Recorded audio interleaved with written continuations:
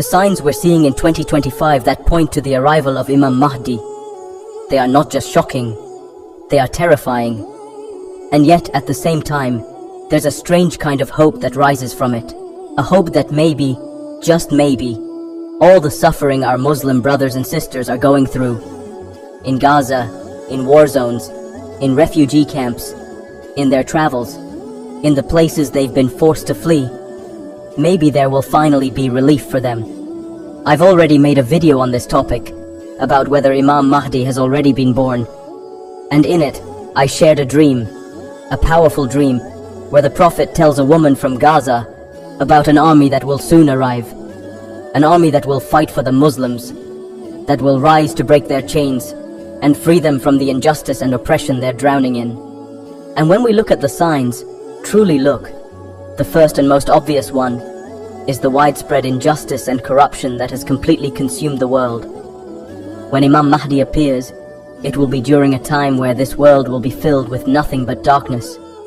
Oppression will be everywhere, and the cruelty inflicted upon people, especially Muslims, will have reached its peak. And if you just pause for a second and look around you in 2025, you'll see it, you'll feel it. Look at Gaza. Look at what's happening to the Muslims there, to their children, their families, their homes. And it's not just Gaza. Wherever you look in this world, the Muslims are suffering in silence, in isolation, in unbearable conditions.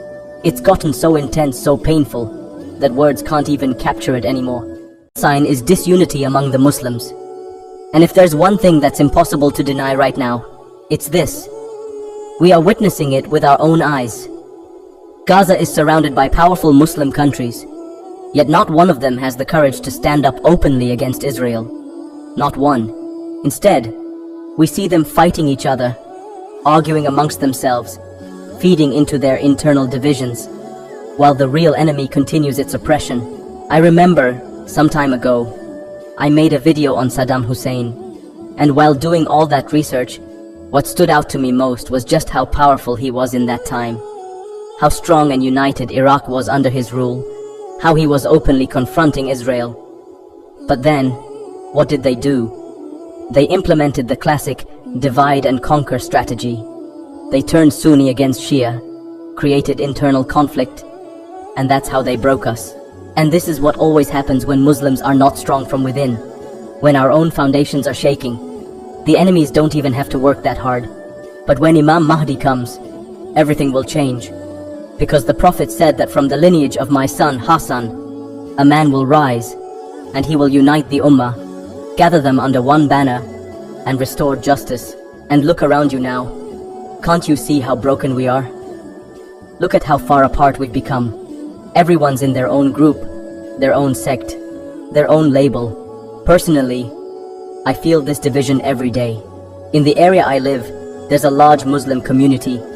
But the heartbreaking part? I go to the mosque regularly, and I've never once seen certain people from the other sects enter it. Not in Ramadan, not for Eid, not even once. And I'm not saying this to offend anyone, I'm just telling you what I've seen. And the reason is simple. This is a Sunni mosque, so if I'm Shia, I won't go. Or, that mosque belongs to them, so I won't step inside. And every time I see this, it breaks me inside. Because we're so divided, even though our enemy sees us all the same. The third sign, and some people say it's already happened, while others say it hasn't, is the appearance of the black flags from Khorasan. Some scholars believe this has already started. Others say it's still to come, but the Hadith is there, and it's clear. Some also believe that before Imam Mahdi rises, a small caliphate will be established. Others believe the Khilafah will return only when he comes. Allah knows best. But the black flags are real, and we are seeing in places like Iran, Iraq, Syria, and other regions, small groups, small communities, raising black flags and calling for the liberation of Gaza, calling for justice, fighting back. So even if it's not exactly the prophesied event yet, it's certainly a powerful reminder that the signs are aligning. Then there's the economic collapse, something we're seeing unfold with terrifying speed in 2025. May Allah protect us. The recent studies and forecasts I've come across are deeply worrying. This winter saw almost no rainfall, And now the summer of 2025 is being predicted as one of the worst in history. Famine is looming. And even though we live in a world with advanced food preservation systems and high-tech farming, none of it will matter if there's no rain. And one of the signs before Imam Mahdi's arrival is the increase in natural disasters. Just look around. Earthquakes, floods, storms. They're happening more frequently, more violently. Even recently, there was an earthquake right near where I live. It shook everything, and it wasn't mild. It was intense. Then there were the floods, then the quake in Iceland, the one in Thailand. Every few days, some new natural disaster hits the headlines, and they're only increasing. And with these disasters comes poverty. The Quran tells us that one of the signs is that wealth will become scarce. And we're seeing that too. Look at what's happening to the dollar. Look at America. Look at the world. Prices are rising so fast that people can't even afford basic groceries anymore. People who used to be able to live decently can barely survive now. Another major sign is that war will erupt in the lands of Ash-Sham, which includes Syria, Iraq, Lebanon, parts of Iran, Afghanistan, Egypt, Turkey. In old Arab geography, all of this was referred to as Greater Syria, and the Prophet, peace be upon him, said that immense trials and tribulations will come to these lands.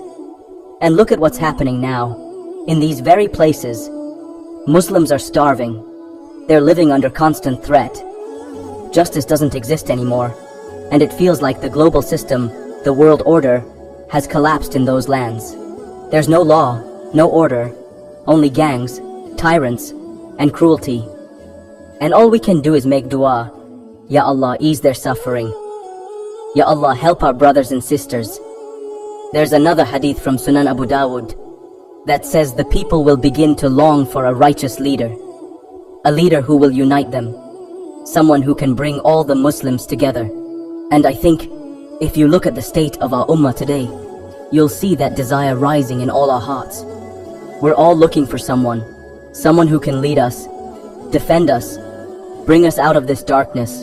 Another powerful sign that's been mentioned in the Hadith, and we're seeing it happen in 2025, is that lying will become widespread.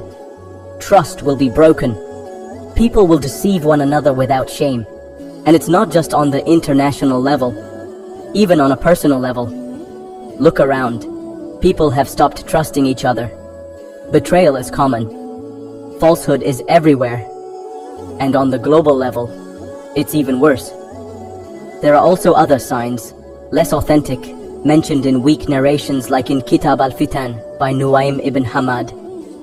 For example, that a star will appear before Imam Mahdi's arrival. And it's interesting, because we recently saw such a celestial event, one that hadn't occurred in the last 150 years. There are also mentions of bright lights in the sky, signs that something is shifting. Whether or not these specific things are true, only Allah knows best. But what we can say with certainty is this: the signs of 2025 are loud. They are everywhere. We don't know the exact date of Imam Mahdi's arrival. We don't claim certainty. But the signs? The signs are speaking, and they're telling us he is near.